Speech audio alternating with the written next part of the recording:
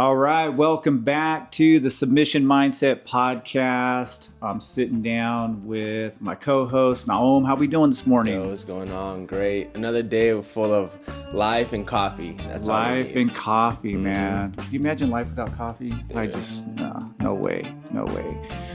Just want to welcome back our listeners, and also we have some new intro music. Maybe you can tell us about the intro music that they're listening to right now. Yeah, one of our training partners, Antonio Montanes, he put this together for us. It's a great sound. It's original. He's a great musician here in the Central Valley.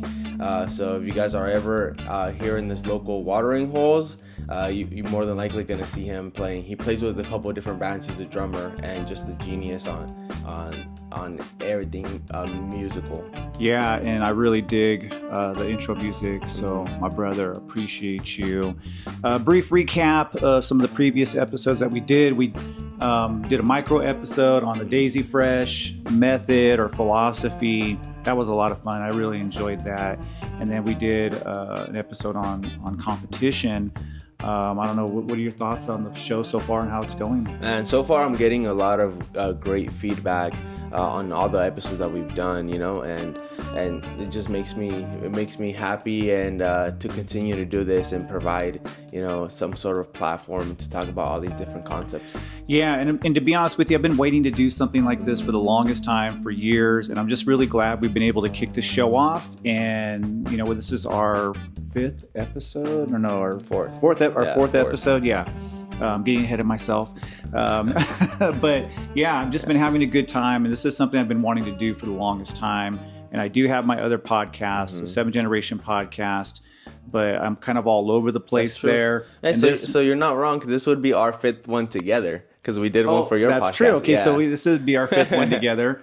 And but I've always wanted to do something that was just more strictly Jiu Jitsu based and business and life. And I have the perfect co-host. So I just feel blessed. I've been able to share the mic with you and be able to just talk about our experiences and the things that we enjoy doing. And today we're going to jump into some topics that I know are really interesting to me, interesting to you. I hope they're interesting to our listeners. And I'm referring to some sociological and social psychological theories. One is the looking glass self, which I think is really interesting. We'll explain that in detail. And the other one is dramaturgy, and how we have kind of used these ideas to better understand just ourselves personally, and maybe just get into our education as well, because you're college educated, I'm a college professor, and just how we use our intellectual capabilities, right? Yeah. And some of the theories that we've learned in psychology just to help us out, not just on the mats, but in life in general. I don't know, anything you want to add to that? No, I'm very excited to do this podcast. These are concepts that, I'm very interested in. How you mentioned, I did go to college. I have a bachelor's in forensic behavioral science. And so I took a lot of psychology classes. My favorite was actually social psychology class with Dr. Kozlov at Fresno State. And just these concepts, man, when I was learning about them, I was like, man, this is what I've been waiting for my whole life, because I feel like I've always tried to understand myself. I've always felt like I've been like a black sheep and kind of like an outsider in many cases. And just learning about these theories really helped me understand myself. Yeah, well, I feel the same way. I've always kind of had this feeling about not always fitting in, and just kind of wondering, why is it that I don't fit in? Yeah. And what I've just realized is that it's okay just to accept that. But a lot of my own self-acceptance has come from the social psychological theories that I've learned and what I've gotten from sociology. And, I have my PhD in sociology, and I'm not a social psychologist by all means. That's not my area. But I enjoy teaching social psychology and some of these concepts really more than anything else, primarily because I feel like so many of us benefit from it. Yeah. We benefit from learning a little bit about dramaturgy, learning a little bit about the looking glass self. So let's just jump in, why don't you give your explanation of the looking glass self, and I'll kind of chime in and kind of explain how I look at it. Yeah. So my explanation is super simple, because, I'm not the smartest guy, so kind of have He's to. lying. He's pretty smart. So Charles Herbert Cooley created this theory about the looking glass self, and he kind of explains that the way we see ourselves doesn't really come from our own like idea of ourselves.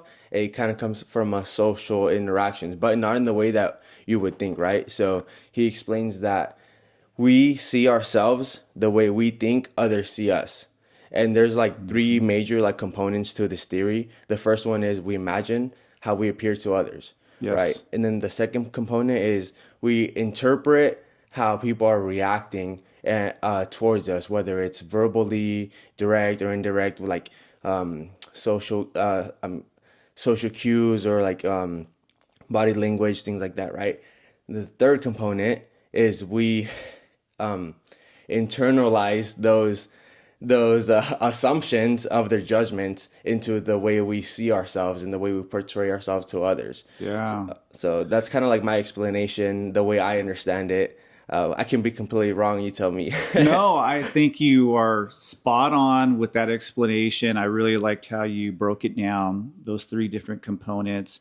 And when I try to explain it to my students, I always just tell them like the way that you see yourself, at least in part, this is not a complete totality of how we see ourselves, but at least in part, the way that you see yourself is how you have interpreted other people's views of you, right? So if you are somebody who tells a lot of jokes and you say a joke and people laugh at the joke and that you get the reaction that you were trying to get, then you might come to see yourself as being kind of a funny person, right? But if you want to tell jokes or you like telling jokes and nobody laughs at your jokes, you might internalize that, well, I'm not very funny, or maybe I'm just not the comedian I thought I was, right? And this has a lot of major consequences, I think, in how people come to see themselves. In that, when somebody gives you like some type of negative feedback about something that you did, whether it's a research paper, maybe that you did for some class, and maybe you thought it was great and you were really trying your best, and then the professor wrote some really mean comment like this: hey, this is not what I would expect a college student to be doing. That could really hurt your self-concept, right? If you internalize that, if you interpret that as a reflection on you as not being a very smart person, and then like you said, you internalize that, you might come to see yourself as not being very intelligent. And that's why I always tell people we have to be very careful of how we treat others, especially when you're in a position where you have some type of authority, where you have some kind of power, because other people will internalize the things that you say. And we are very delicate. Our psychology is very delicate. And that's something that I feel like is an ongoing thing. It doesn't matter if you're in your teenage years and you're just trying to figure yourself out, your 20s, 30s, 40s, even my 50s, I still feel like this theory applies. I don't know your experience with it. I like that you explained that it's delicate, but not only that, it's delicate and it's really inaccurate. So all the times when we attempt to interpret it, it's completely like wrong. Like if, for example, you might give me a negative reaction, right? And then I might internalize that as feeling some type of way that I'm like not good enough, or just like for example, not good at Jiu Jitsu, but I don't know that you just had like a horrible day and you're just reacting because of what you just went through that specific day, not really because of what I did. And so that's one of the things that, it is really delicate, but also really inaccurate, because we're just imagining. Super inaccurate, because it's an interpretation. Yeah. And you could be interpreting what somebody is giving you in terms of the social interaction, the cues that you're picking up on. The way you're interpreting it could be all wrong. The person who writes a note on your paper, the professor that says, hey, I'm not accepting this work, may be telling you that because they believe in you and they actually feel as though you can do better. Yeah. Right? But if you interpret it as I'm not good enough and I suck, then you could be getting the wrong interpretation. Definitely. You might be taking it the wrong way, and then you might be internalizing something that you shouldn't be internalizing. So we have to be careful of that, not to always be so overly sensitive when somebody does give us some criticism. It might be coming from a good place, but we also too, and I recognize this, that we have to be careful not to be overly critical, because you don't know how somebody's going to take what you're saying, and sometimes you have to clarify. But yeah, a lot of it, like you said, it has a lot to do with how you interpret the social interaction, and your interpretation could be way off. Yeah. I think that once you understand this, like theory, it gives you a better sense of understanding for yourself, but also a better way of being able to interact with others. So that way you don't like project like your own things that you're going through into their interpretations of themselves. That's a good point too. And sometimes the problem isn't with you. And I think if you're looking at it, that this is a very natural way for us to respond and to, I guess, to come to see ourselves. If you can just kind of just in your own mind, just say to yourself, hey, look, it's very natural maybe to take whatever this person said personal, or to maybe feel a certain kind of way. But if you can just tell yourself, well, maybe I'm misinterpreting that, or maybe that person really doesn't matter either. Because I've had college professors say some mean things to me when I was an undergrad, and I felt so down and depressed. And then at the same time, I would tell myself, like, man, fuck that person. Like, I know I'm good enough to do this. And I had to tell myself that it doesn't matter how I'm interpreting that at the moment. I can stop myself and say, you know what, the way that I'm interpreting that person's response to me, I'm not going to internalize that. And so I think that with the looking glass self, like you were saying, you may take it the wrong way, but do you have to internalize it? You don't. You don't have to. Not. And I feel like this relates really well to Jiu Jitsu, in that, I mean, I've had some coaches at times say some things to me where I could have taken it the wrong way and maybe got a little discouraged and whatnot. And I always remind myself as a coach to be careful what I say to people. And I'm sure I have said things to people that have hurt people's feelings. And we were just talking about this before the show. I never want to be the person that ever bursts anyone's bubble. And even in my job as a professor, I want my students to believe in themselves. So the looking glass self, just to kind of add more to the theory, it's like a social mirror. It's like I'm holding up a mirror for you to look into, right? And when I hold up this mirror for somebody, I want them to see somebody who's amazing, incredible, somebody who's good at whatever it is that person wants to be good at. So the mirror that I want to hold up to my students at the college I teach at is, you're smart, that you're intelligent enough to do not just my class, but all your classes, and achieve whatever goals that you want to achieve. When you look in the mirror, that's what I want you to see, that person. In jiu-jitsu, I want them to see somebody who is capable of accomplishing whatever it is they want to accomplish. That's the mirror I want them to look into. And sometimes, maybe because of how our parents treated us, because of bad experiences that we've had with people, when we look in the mirror, we don't see somebody who's worthy, somebody who's good, somebody who is decent. And anyway, I think a lot about this, just especially because of the work that I do, just working with so many people. I don't know. What are your thoughts on that? No, I think that, like what you just said, it's a great thing as like a coach, as a teacher. I feel like on the opposite end, as like a student, we have to understand, that we're never really gonna know like how other people truly see us, right? Unless like you tell me straight up, like, this is how I see you, then we're never really gonna know. And so when we understand that, it allows us to kind of like for it to not take so much power out of us, for us to like not internalize those like imaginary thoughts about how you may be seeing us, because we are never gonna truly know, because it really is all imaginary, right? It's a great point. So yeah, and I think too, it's a good reminder. What I think the looking glass self reminds me of too, to do is to always surround myself with the kind of people that I feel as though are going to have a positive impact in my life. Because if you surround yourself with a bunch of people who are negative, True. who give you negative feedback, who hold up a mirror for you, and then you see that reflection, it's not something that you like, Yeah. well, then that's not going to be good for your confidence. That's not going to be good for your psychology. And it could cause psychic trauma. And I think that relating this to jujitsu is pretty easy. It's just finding a gym that fits your personality, training partners who you feel are encouraging, coaches that are encouraging.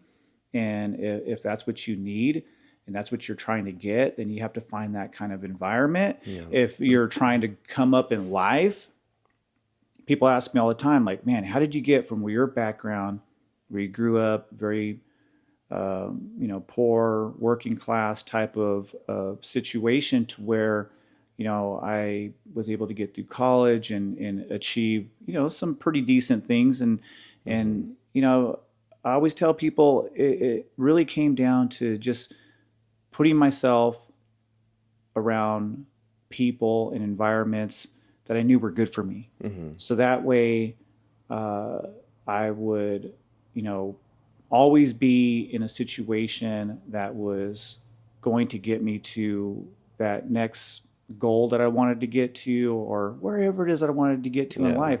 And I just knew I had to take myself out of situations where the people that I was around weren't going to be good for me. And I think that's where social interaction is so key to our outcomes in life, is that you want to be doing good things in life, put yourself around people who are doing good things. You want to be positive, put yourself around people who are more positive. You want to be negative, you want to have a shitty life, be around people who are like that, because we are a reflection in part of the people that we're around. And that's kind of connected to the looking glass self. I don't know if I'm getting way off base here. I think it's connected, and just to kind of piggyback off of what you just said, that's one of the great things about our gym, is that we have such a good culture, a culture that you've built, of positivity and reinforcement and support. And definitely, I think that by itself, jiu-jitsu could not improve you in a personal growth like level without the culture added in the gym as well, because jiu-jitsu by itself, it make you great at jiu-jitsu, but you can still have a lot of insecurities. You can still hate yourself, things like that. So on top of that, when you add that just great culture to immerse yourself and to learn this art, I think it just elevates you in all the different ways in life. Yeah, and I never want to burst anybody's bubble at the gym. I want people to feel good when they leave there, and I want people to see themselves in a good way. And there's times at the gym where I get frustrated with maybe the fact that I feel like I'm not being the coach that I want to be. I'm not able to help them figure out how to pick up the technique, and my frustrations are all about just how I see myself and what I want to be. But what Charles Horton Cooley says is that other people can misinterpret that. Like if I appear to be frustrated at the gym because maybe people aren't picking up on the technique, they may take it as there's something wrong with them. They're not picking it up fast enough. But what I want all my students to know, if you're listening to this, just know that my frustrations are never with my students. It's always with me. Yeah. It's always with how I am. It's like, what can I do better? Yeah. How can I help my students get better at jiu-jitsu with the short amount of time that we have together? And he was saying that off the camera as well. So I can confirm that he's being truthful here. Yeah. But because the last couple of weeks I was telling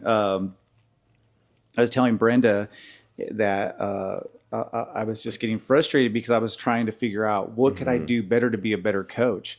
But then I was also telling her, I was like, well, I don't want anybody to pick up on that and misinterpret it. It goes right back to Cooley, is the misinterpretations that we often get from people. And something to keep in mind, though, what's really cool about Looking Glass Self is this is always an ongoing process. True. So that way, if you feel bad about yourself, Well, then change your environment. Yeah. Come to 7th Generation Jiu Jitsu will make you feel good. That's true. Will make you feel good Yeah, about yourself. definitely. Yeah. So, anything you want to add to the Looking Glass Self? That No, you just, I mean, later on we'll talk about our own experiences with it, There you but go. yeah, it's just such a great like way to see yourself, and once you understand this, how you said it's revolving, so that's the important part. That's the important part because I feel like sometimes, as human beings, when we're in a negative mental state, we think that we're gonna stay there forever, and there's no coming out of it, and that we're always gonna stay the same person we are and can never improve, but once you understand it, how you just said, you can just change your environment, and that's gonna elicit a different response to your internal self. Man, that was nicely said. And that's a perfect segue into dramaturgy, which is Irving Goffman's perspective on social life as a stage, as if we're in this epic. And I always tell my students at school, I'm like, your life is like a movie. Think of your life as a movie. And what kind of movie do you want? Do you want the boring movie everybody walks out of? Or do you want an epic film, right? Yeah. Make your life epic. And my students are looking at me like, what the hell is this guy talking about? And it goes back to how Cooley says that we're always interpreting people's responses to us, and we internalize that. Then we have this self-concept that develops from there. But with dramaturgy and Irving Goffman's perspective, he says we have some type of influence on that. He says we can influence the way people perceive us. He calls it impression management. And I love this because it's a great skill. It's one of the best skills that I feel like anybody can develop, is that you also have a say in how people perceive you and how people come to look at you, just by the way that you carry yourself, the way that you interact with others, and that you're always constantly shifting from one costume to another costume. And I'll just kind of break it down. Like for me, I go to school, I'm the college professor, right? I'm a father, I'm a son, I'm a jiu-jitsu coach. I mean, I'm like all these different, I wear all these different hats. And then I'm a motorcycle club, right? Yeah. And I have all these different costumes that I have to put on, and with that, my personality kind of shifts as well, depending on the situation that I'm in. And it's really interesting, the world that we live in and all the different roles that we play, and that we have some control over how people view us and see us. Anyway, that's my simplistic explanation of dramaturgy. I don't know if it made any sense. Maybe you can add on to dramaturgy. Yeah, I love this theory because it's something that personally I think I've always been self-aware enough to implement without even knowing about this theory, right? And the easiest way to do it is the way you're speaking. When you pay attention to your language in different scenarios, you may be already doing it. Like one way, right? You speak differently when you're in a job interview, and then versus when you're speaking to your friends. It can be all slang and all cussing when you're speaking to your friends, but when you're in a professional setting, you have to speak properly. Not a lot of people do it. I've been in a position where I've interviewed people, and I've always blown my mind how they come in speaking like slang and just like if they were talking to a friend. I've always thought it was wild. But yeah, in most cases, you want to change the way you speak in a job interview or in a professional setting. And I think when you pay attention to your speech, that kind of that brings this theory to the forefront of your mind, and 100%. It's easier for you to change those masks, change those costumes. Yeah, and we have to do it. This is a must in this world that we live in today.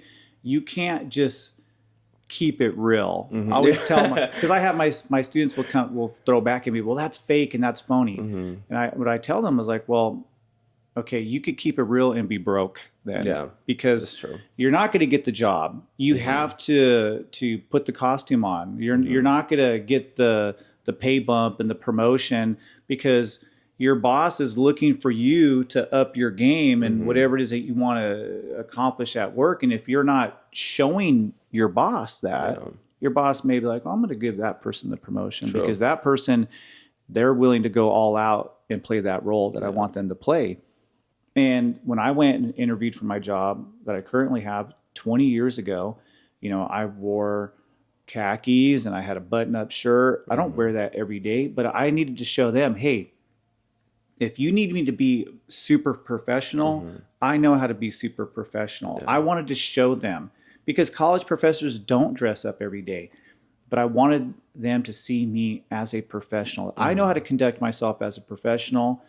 And when I go teach now, I wear a t-shirt and jeans and some Doc Martens and I'm good to go. But I'm not going to walk into an interview like that. Yeah. I'm going to show them, hey, here's the best version of me.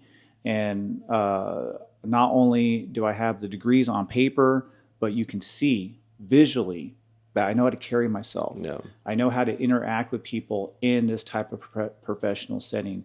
And this is one of the greatest skills I think anybody could develop is just play your role to the fullest. Be that epic actor that takes on whatever responsibilities that you take on and do it to the best of your capability always. This is where that expression "fake it till you make it" comes, there right? you go, 100%. Yeah. Yeah.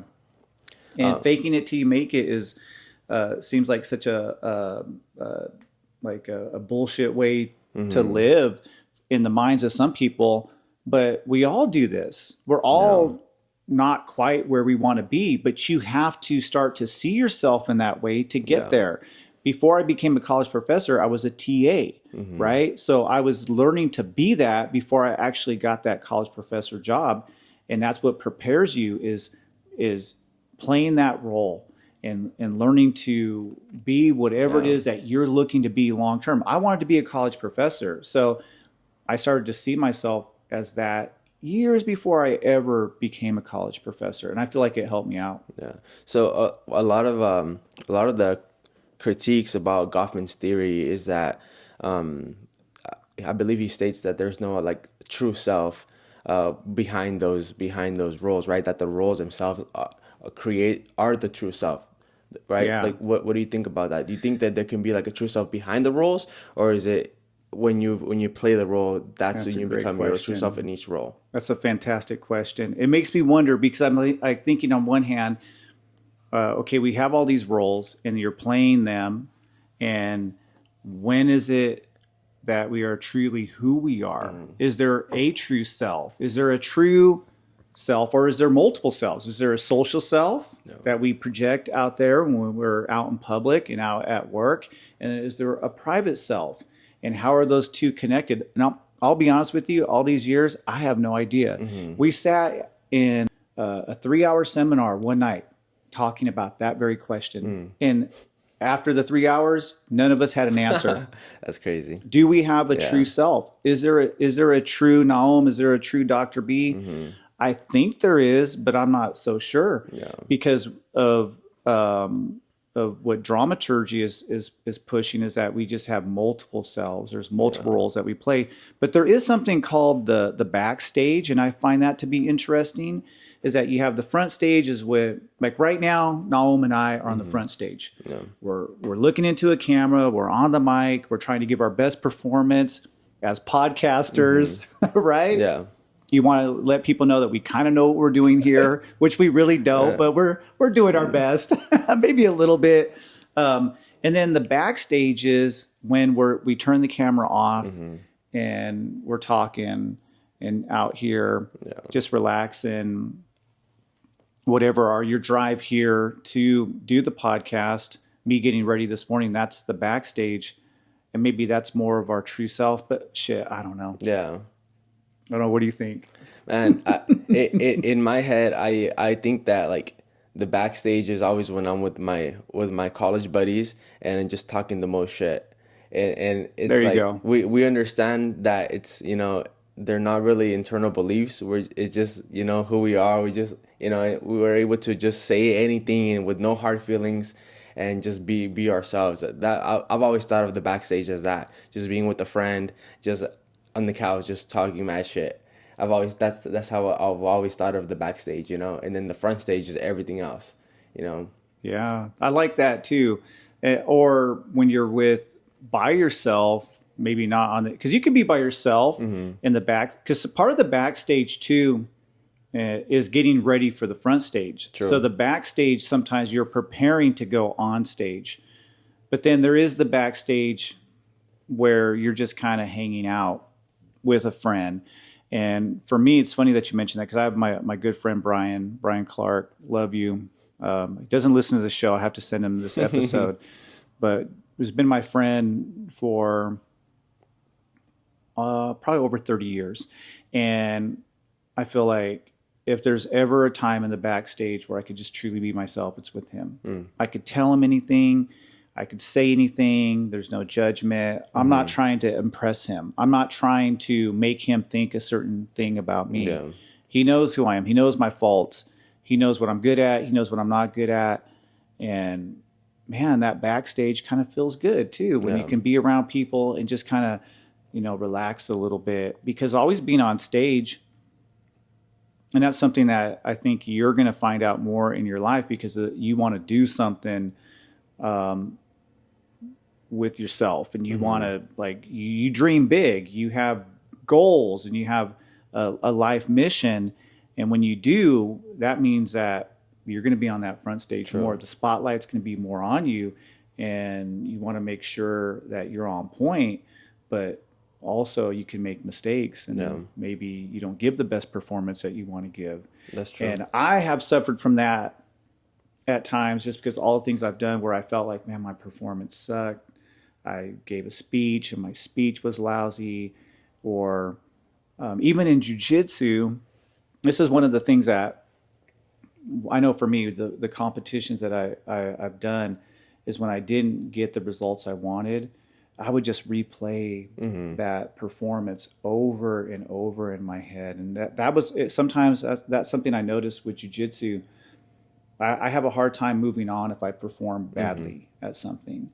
And it doesn't stop me from putting myself out there, not only in Jiu Jitsu, but just in life in general. But I am hard on myself when I reflect back on my performances on that front stage, whatever it is that I've done, where people are watching me, I'm having to give a talk on something, or a lecture on something, or I'm putting together an event, or I'm coaching Jiu Jitsu, or when I've competed. I definitely am very critical. Yeah. I don't know. Do you have a lot of? Oh man, I'm like the hardest person on myself. One of the things that you can say whatever you want to me, but I bet you 100% that I've said 10 times worse to myself.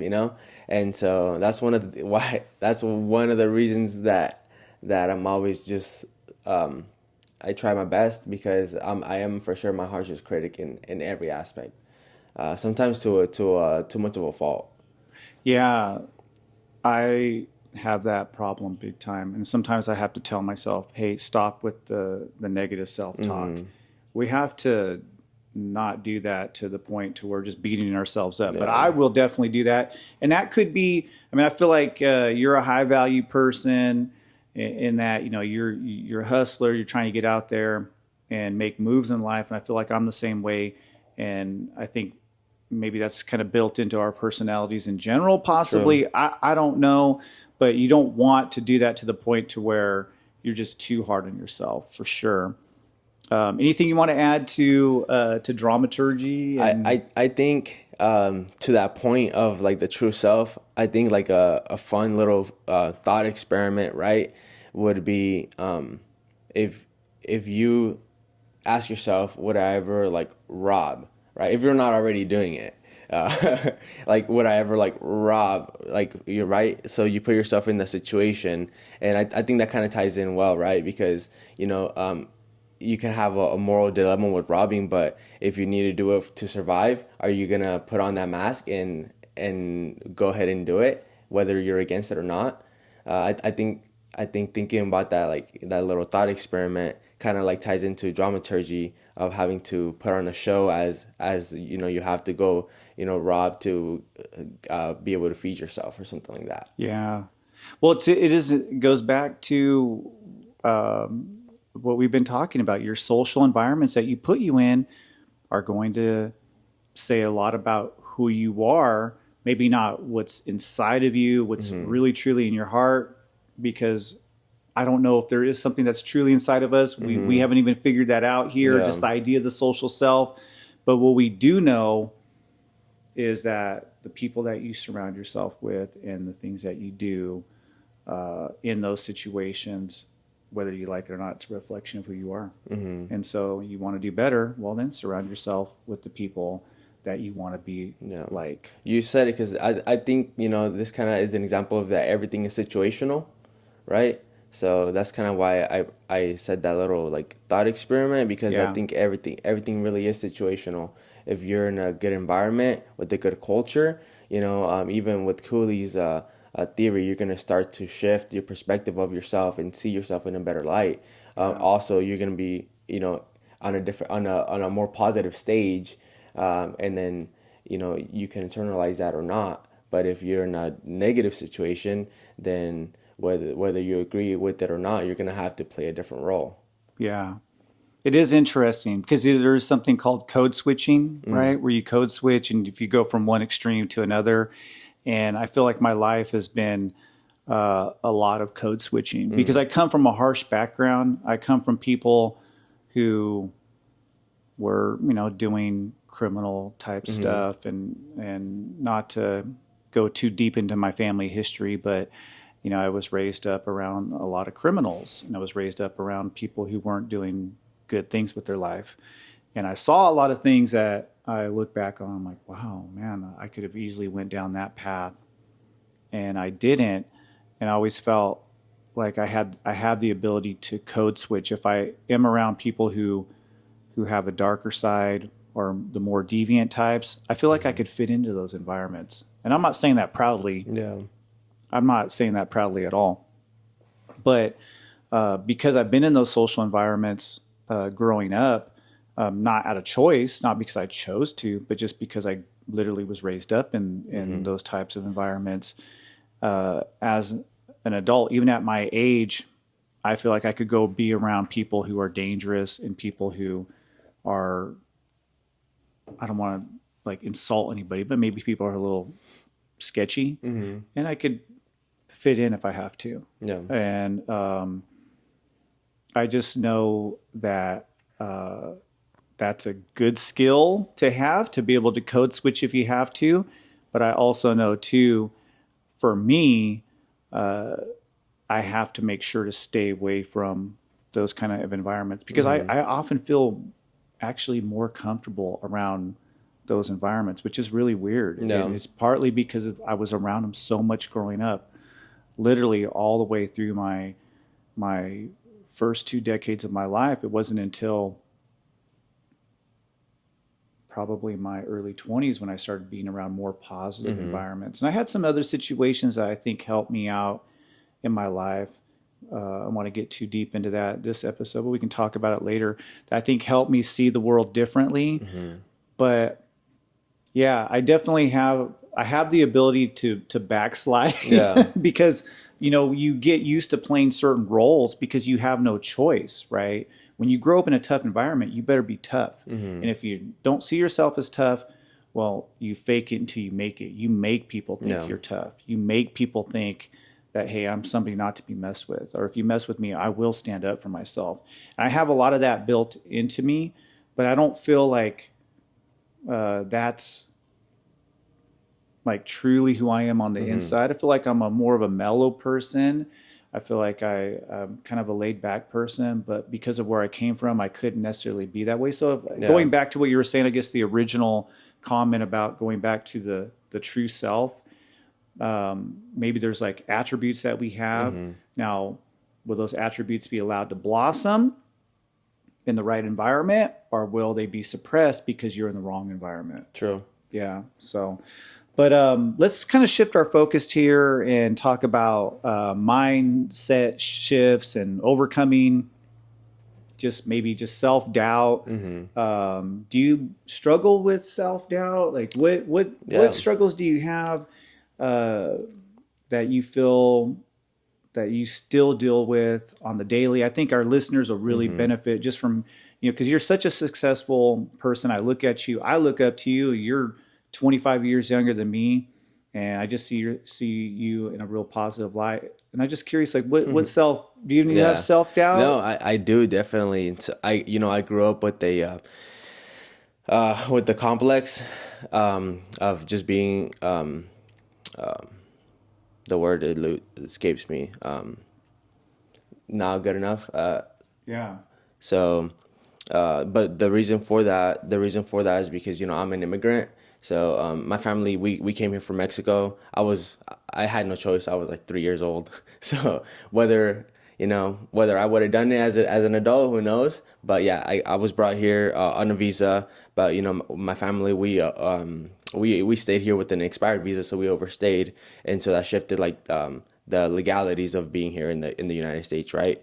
Fast forward, my parents, they have their permanent residency. Personally, I'm still not a permanent resident or a citizen. I'm on a work visa, and so I grew up kind of with there we go, an inferiority complex. That's the There you word I was go. looking for. Yeah. Because as an immigrant, my parents, they unintentionally did it, but they basically indoctrinated me into having to hide who I was, because they were afraid that if anyone knew that we were straight from Mexico, that we overstayed our visa, past the expiration date, that they would turn on us, they would hate us automatically, regardless of the people we were, because my family is great. My dad, he's and mom, they're the best people in the world that I know. Never committed a crime, straight as an arrow. They just came here to give us a better life, right? In Mexico, for those who don't know, there's a lot of corruption, both in the government and with cartels and things like that. And my parents didn't want anything to do with that, so that's why we came out here for just a better life for us. And I'm very appreciative of that. And so Can I ask? Can I interrupt you yeah, here go and ahead. ask you? So, how intense? Maybe just kind of explain how Yeah, intense that is. Like living, knowing that you have to make sure to keep something from others, yeah, keeping people from knowing your status, yeah. and just how maybe that is still with you today. Maybe you Yeah, can just elaborate on that, I definitely. Yeah. guess. So basically, the reason why I grew up in inferiority complex was because, as an immigrant, they made us, or kind of the culture is that we don't belong here, right? So you try to hide that. So since we don't belong here, we're not equal to the people that are from here or are here already. And so it makes you like close yourself off to people that don't even speak your language, that aren't part of your culture, and it makes you view people differently because you think they're gonna judge you. Going back to that looking glass self, right? They don't know anything about me, but I can't even allow them to get to know me as a person, because what if they find out, they might interpret it a different way. They might just hate me right off the bat, and that's premises for them to get me like deported type of thing. So it was really hard to make any friends, or to even like get close to anyone that was not like Hispanic or that did not speak Spanish, just because I was kind of always afraid that they would turn on my family, on myself, and I was just a kid, like I had no bad intentions whatsoever, but you grow up with that, like, insecurity of It's just, intense. who you talk to, who's your friend, and just don't even mention that your parents don't speak English, because then that's like a red flag. Oh, they must be horrible people, and let's get them out of here type of thing. Ugh, But man. Yeah, that's pretty intense. That's pretty intense, and I could imagine that has long-lasting consequences. And I think that's something that we don't normalize enough in our society. Just just how we're raised and the environments that we grow up in shape who we are. And I think it's important to kind of analyze that a little bit, not to yeah, dwell on it, not to, because I'm not one to dwell on the past. I'm one to try yeah, to like figure out where did I go wrong, what mistakes did I make, and how can I do better.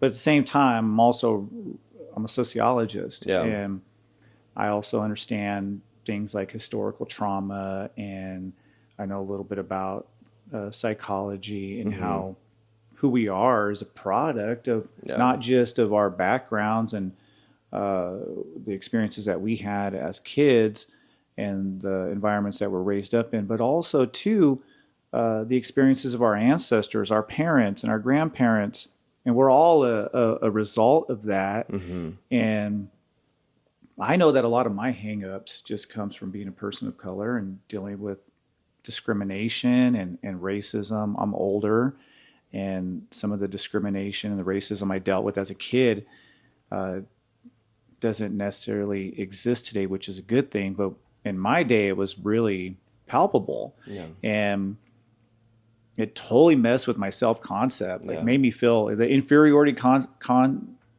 complex that you talk about. Man, that imposter syndrome. Mm-hmm. I still struggle with that, and I feel like there's a direct line between that and the way that I was raised and the things that the horrible things that people said to me. Everybody from classmates to teachers, I had horrible things said to me about people from my background, uh, people who were in positions of power, Mm-hmm. and because I grew up in a time where you could do that, teachers could get away with that shit. Yeah. Nowadays, it's a little different. Nowadays, there's consequences for doing that kind of stuff, which means that we've gotten better, we're doing better, but at the same time, going back to I guess the theme of the show, which is the environments that you're raised up in are going to say a lot about who Mm-hmm. you are. But the cool thing about I think living here in the United States, and I'm not like one to push the American dream or anything like that, Mm-hmm. but I always tell my students you know, like reach into your back pocket, and I tell them metaphorically, like reach into your back pocket and you have a golden ticket in your Yeah. back pocket because you're in this country. You're in Willy Wonka's chocolate Yeah. factory because for all the faults that we have here and all the problems that exist, whether it's poverty, whether it's just whatever it is, I don't even know, the disagreements and the conflicts and whatnot.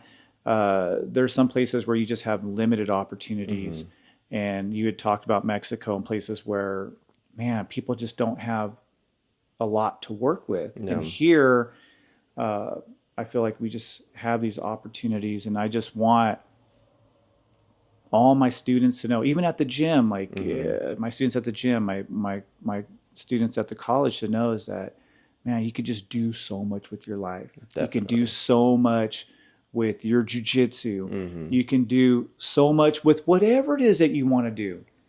And I don't feel that way uh, for people who live in other countries Mm-hmm. where, man, they have no opportunities. Because I'm a sociologist and I know what Yeah. it's like around the world.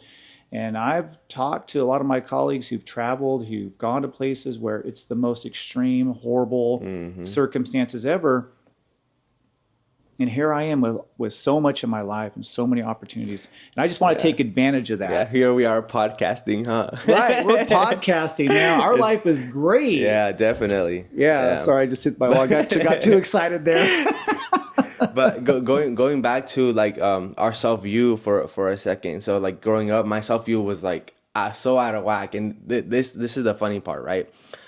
In my high school, you're familiar with like the homecoming court, right? So for homecoming, they every club would every club in every sport would choose a male and a female of every grade to participate in like the running for homecoming king and homecoming queen, right?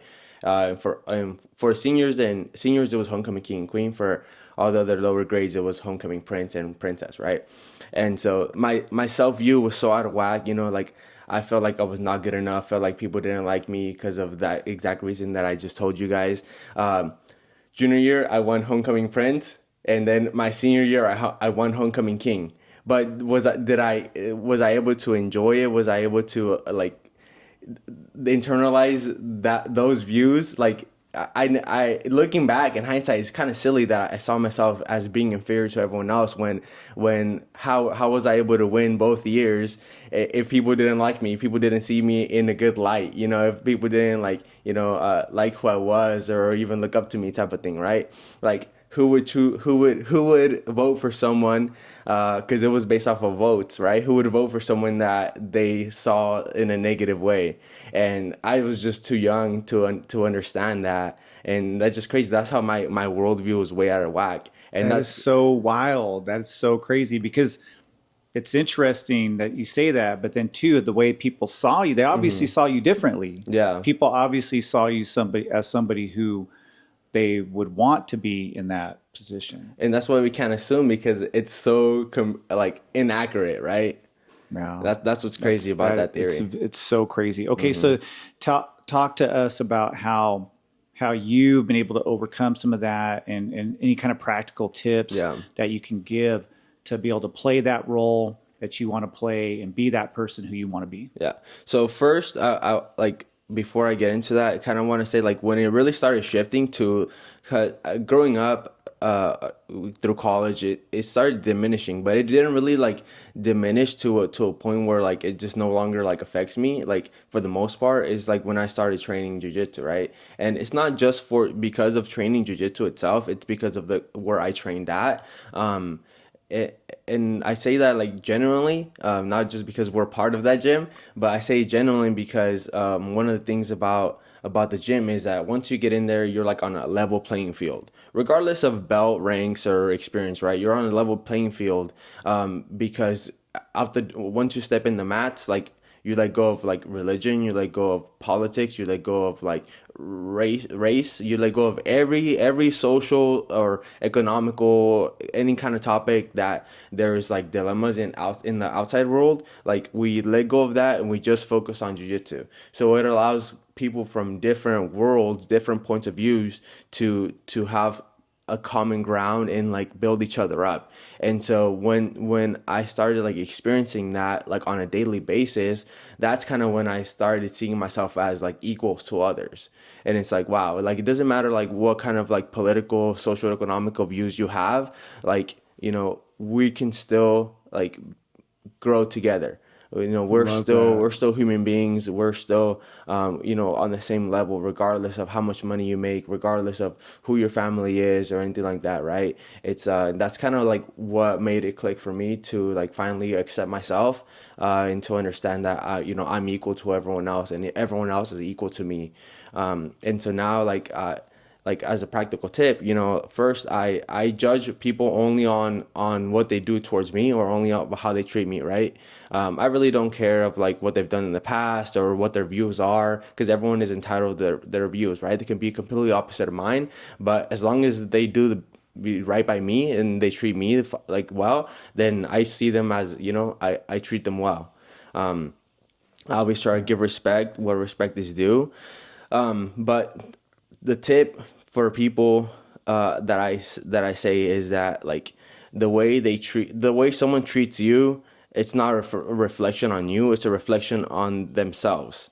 And so once I you know realized that, it helped me accept myself and accept others. So I realized that okay, you know, they're treating me this way, they're reacting this way. It's not because of something I did. It's just because of their own interpretation. It's in their head. I don't know what they're going through, and so that just made me not internalize their reactions towards me. That's beautiful. That's beautiful. And the fact that you can get to that point in your life and know that is super important because I think that should be the goal is to get to where you got to.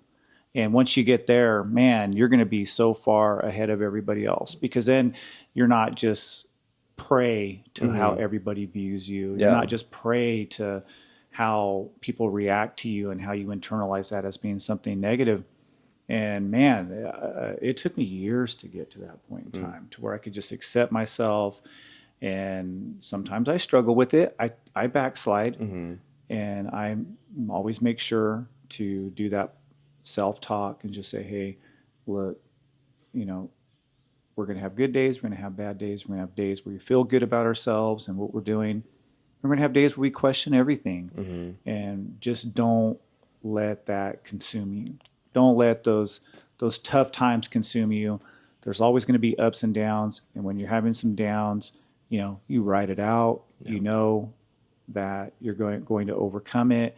You have that belief in yourself, and that has always got me to the light, where I can Yeah. see the light. Okay, things are Yeah. are are opening up in a good way, and I think that that holds a lot of people back, is that they just internalize too much of Mm-hmm. whatever it is that they've had to deal with, their trauma, family situations, and it could really, really stymie somebody's progress Yeah. in life. And that's what the podcast is about. We're, submitting not just people on the mat, but Mm-hmm. submitting life's challenges.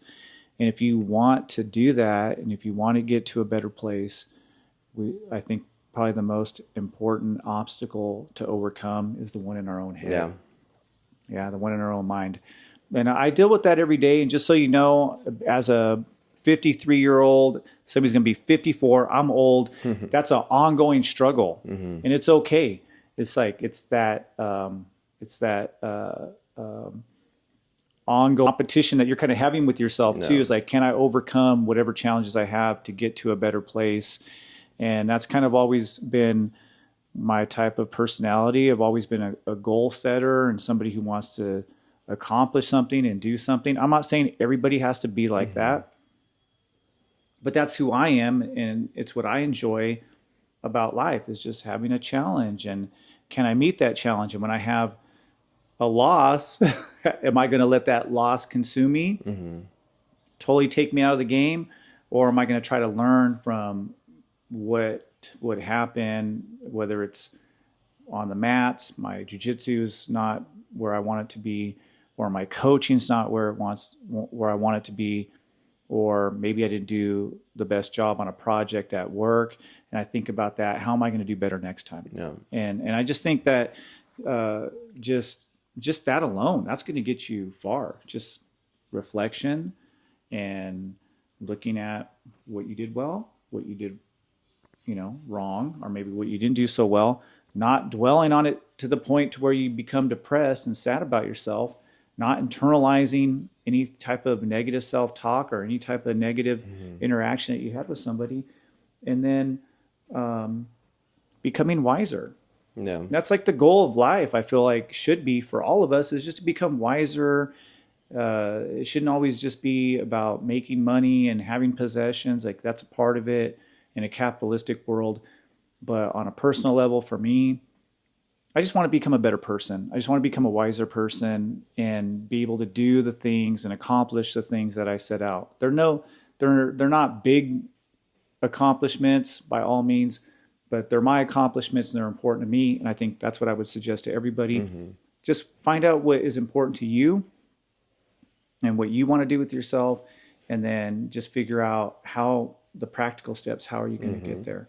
And I want everybody to be successful on the jiu-jitsu mats, whatever your goal is. It could be to lose weight, it could be to win competitions, it could be to make friends, whatever that is. I want you to succeed. Yeah. And I think that all of us have just so much inside of us that we just don't know is there.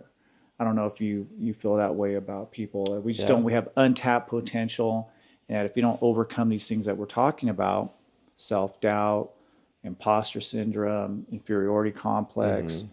then you're not going to see yourself blossom into that person Yeah. that we want to become. Yeah, and to kind of tie it all back into jujitsu, I think like when you roll, it really shows your personality. Someone that doesn't attempt anything, just kind of stays nice and tight, not even going for any different moves or any submissions because they might end up in a bad position. That kind of tells us where they're at mentally as well. And so I think that to start with, if you want to start changing your mindset, changing your outlook in life, your perception about yourself, if you train jiu-jitsu, it can start in the rolls. It can start in the rolls for sure. Start going, opening up, being more vulnerable. Physically, it's gonna allow you to be more vulnerable mentally. Yeah. And jujitsu itself, I feel like gives you just a certain amount of confidence. I don't know. I feel good when I'm training really hard and I'm in really good shape. Man, I feel like I can accomplish so much Yeah. in life. I'm like, man, if I can get on these mats, I can get smashed on, I can get up, I come back the Mm-hmm. next day and do it again. That gives you a sense of confidence in other aspects of your life. I just feel jujitsu is really good for people who are trying to do something with their lives, Mm-hmm. and it's just something that's just going to help you, whether it's your personal life, uh, it's going to help your relationships, and I think it's going to help with your professional life, and it's just going to Mm-hmm. give you the right type of psychology for success. And I don't know how you feel Yeah. about that, but I do see people who do train jujitsu as having a certain kind of personality, people who stick it out, True. being very successful type of people. And that's why it draws a lot of intellectuals. And you see a lot of people who train that come from so many different Mm-hmm. backgrounds. I think that's the one thing that ties us together is we just have some kind of drive inside of us. Yeah. You know, one thing that why I think that is because jiu-jitsu teaches us that it's okay to make mistakes, right? And that's why it translates so well into life, because when you're rolling and you make a mistake, you get tapped out. If you're in a gym with a good culture, all that's gonna happen is that you're gonna just gonna have a great roll afterwards. You're gonna compliment each other. I get tapped out all the time, and a lot of times it's because I try to go for a move and I leave myself vulnerable, and the other person capitalizes on my mistake, and then at the end, we both just laugh about it, and we sometimes we even talk about what happened, right? But it teaches us that making mistakes is okay, and I think in life that's one of the things that holds everyone back, or a lot of people back, is that everyone's scared of making mistakes, and Good point. jujitsu teaches us that it's okay to make a mistake, because you can still move forward after that. And honestly, in jujitsu, you kind of have to make mistakes to get Mm-hmm. better. How are you going to get better? Excuse me, if you're not making mistakes, and whether you're like super truly gifted or you're somebody who takes a long time to learn technique. I was Mm-hmm. always somebody who I never picked up on techniques really quickly. Always had to take time to drill and drill and drill to get better. And I feel like even if you were somebody who picked it up quickly, you're Mm-hmm. still going to make mistakes. Nobody's ever going to be perfect at it. And I think it draws a lot of people who are willing to just like be determined and Mm-hmm. I'm going to figure this out. And even if I suck at this, I'm still going to definitely stick with it. And then there's people who they don't like hard stuff. And so Mm-hmm. they stay away from jujitsu like, man, Yeah. this is too hard for me. Life is hard enough as it is. I'm going to come and do jujitsu now. Like, forget that. I'm going to go home and watch Netflix. Yeah, Yeah. that's So, true. yeah. So I know that I really loved your story about the breakthrough that you had. Is there any other breakthrough that you can share with us in life that kind of helped you just get to a better place mentally, Mm-hmm. to where you felt like, man, this is important for me to have to have gone through? I think so. When I started jujitsu, I had already mentioned that I had kind of like took a big loss, like in terms of like my career, right? So I've been in sales for the past like 6 years, I believe. And when I was selling life insurance, the reason why it was so hard for me was because at that point in life, I thought that I had to make so much money, and that making money was literally all the only thing on my mind. And so that caused me to start gaining weight. It caused my hair to start falling out. I just saw myself in such a bad way because of the stage that I had to be on, right? The person I had to like make myself into. It was just like a money hungry kind of master manipulator, to in order to get sales, things like that, right? And so internally, I just didn't really agree with the person I was becoming, and my focus. And so when I started jujitsu, it kind of allowed me to reset my mind and find what's truly important, kind of like how you were saying before. And so I found out that like, yes, I do care about like living a good lifestyle, a good quality of life, making good money for myself and for my future family, right? Also for my immediate family. But I found out that I'm not money motivated. In order for me to do something, it has to align with my internal self. I have to feel some type of reward, or not reward, but some type of accomplishment, in terms of like I'm putting something good out in the world, like fulfillment, not really just selling a product and getting paid for that. Because Yeah. sales companies, they'll, regardless of the product you're selling, they still teach you to hard close people, and they just kind of tell you that, oh, it's okay that you force them into buying it because it's a good product for them. And no one really goes into sales because they want to help people. It's always comes down to just making a lot of money, and there's nothing wrong with that. If that's your main priority, good for you, good on you, right? But that's just not my main priority. I just didn't like the top. Like, I'm able to become that person because I'm able to put the hat on, and I've developed the skills in the past years to be a good salesperson. I just personally don't like to do it, right? When it's just sell cars, I there was multiple times where I sold some cars that were shitty, and I knew I was screwing the people over, but I needed to make the money, right? And at that time, I was just surrounded by people that were saying that it was okay when they normalized it, and then I was in that role. And when I would go into the backstage, I would start to feel bad. Oh, and wow. and so I'm still in sales, but I view it completely different. And so, and mainly I'm in sales at the moment just to be able to pay for my wedding, to give me to my fiance the wedding she wants. But I'm not the top person that's gonna be out there like trying to sell everyone they know. Yeah. ABC always be closing, as they say. And so jujitsu really helped me like realize what's really important to me, and it really is like fulfillment That's and pretty on top of incredible. money. That's pretty incredible. Yeah, I've always been motivated by, I guess, my passions and the things that I love.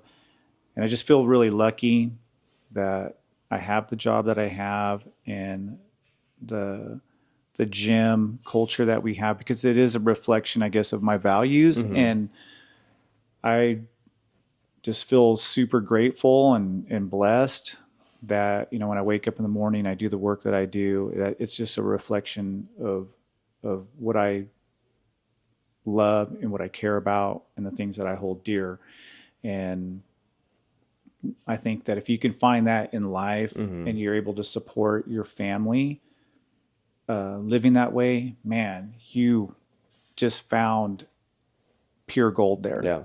And I think a lot of people, they do things in their life just because they have to do it. And I had to do certain things in my life, and I tell stories. I'm not going to get into any stories here today because we're kind of coming towards the end of this podcast. Hmm. But man, I've done all kinds of things in my life that it was a means to an end. I had to do it just to survive, to get to Yeah. that next point. And I share a lot of those stories with my students, and I tell them, because they tell me similar things that you've said, like, well, I have this kind of job. And I'm like, Hmm. hey, I had the same jobs that you had. Yeah.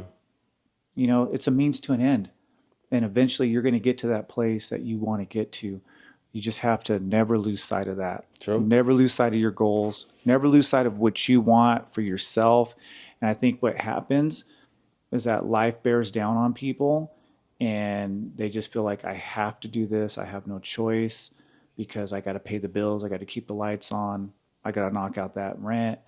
And I always try to remind my students that, yes, you have to do those things, but just please never lose sight of the things that you want. Hmm. Never lose sight of what your values are, and the person that you are, and the person that you want to become, Yeah. because you can achieve those things if you just keep pushing and you just keep working towards it.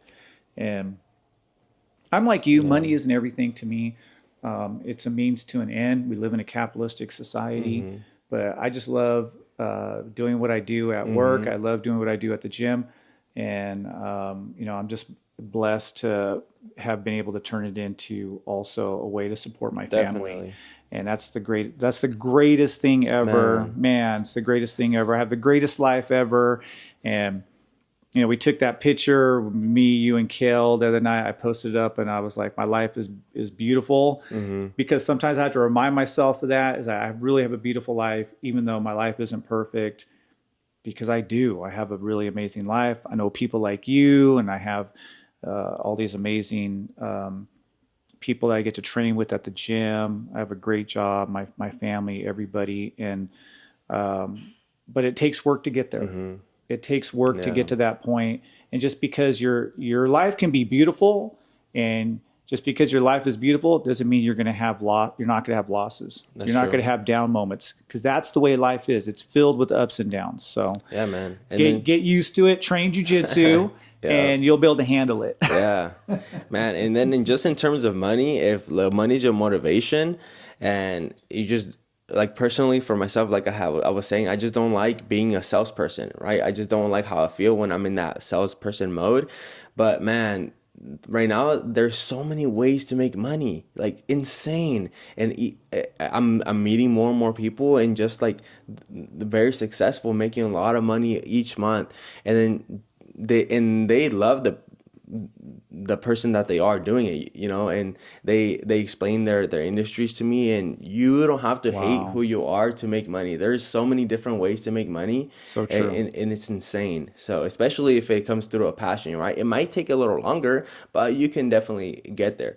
Dude, Gordon Ryan, he reported that he made $9 million last year just off of jiu-jitsu, right? So Of course, that's crazy. like an outlier just because of Gordon Ryan, but there's so much money to Yeah, be he's made an in anomaly, anywhere. but still, okay, if he can make $9 million, Mm-hmm.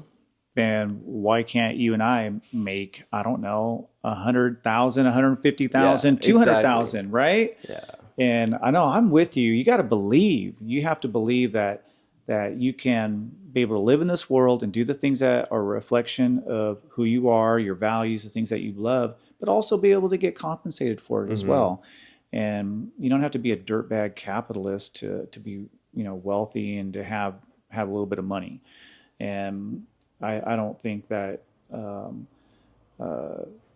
you have to sell your soul, I Mm-hmm. guess, to be able to be okay. You really don't. I mean, I'm an example of somebody who, I mean, trust me, I'm not all that well off. I'm not all that wealthy, but I have, compared to where I came from Mm-hmm. and what I have, oh my gosh, I never would have dreamed I would live the life that I live today, compared to the world that I grew up in. So again, life is beautiful. There's always a lot to be thankful for.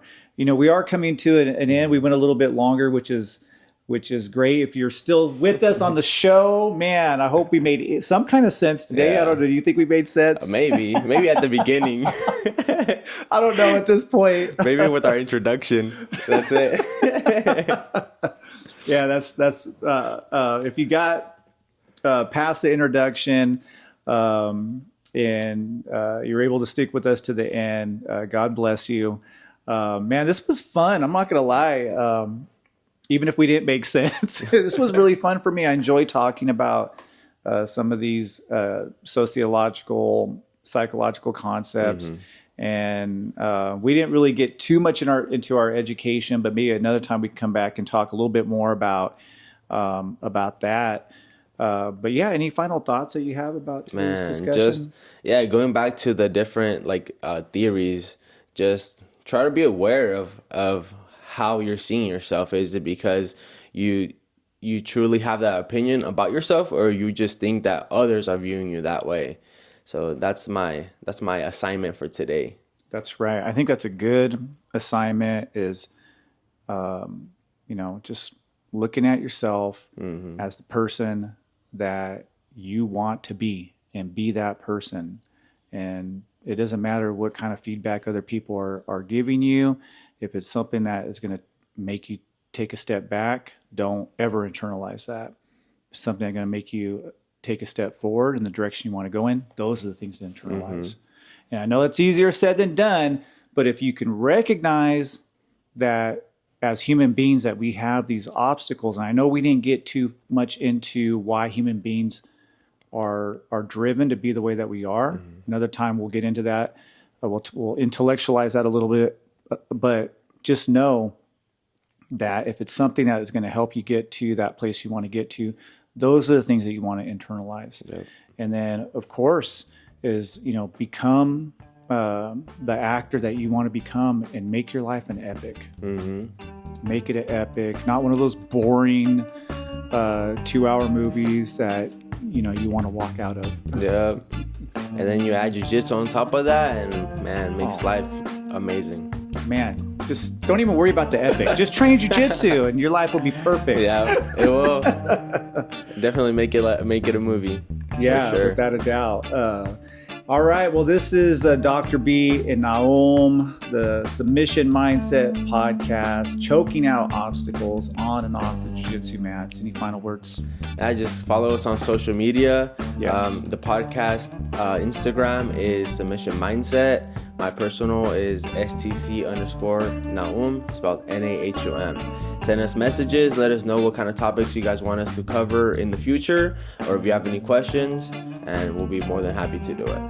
That's right. Yeah, definitely reach out to us if you enjoyed the podcast. Let us know any type of feedback that you can give us. Don't be too critical, because we don't want to we don't want to hold up that social mirror, right? So we don't have negative self-concepts. But yeah, definitely reach out. And you can also follow me on Instagram. My Instagram is 7th Gen BJJ. That's the gym. But yeah, we would love to hear from you. Like I said, this is probably one of the most fun I've had doing an episode in a while, because talking sociology and psychology and relating it to jiu-jitsu. Yeah, that's pretty cool. Sick. Yeah. All right, you all. Antonio, thank you for the intro, outro music. It's dope. Yes, sir. And until next time, y'all. Keep rolling. Keep rolling. Later.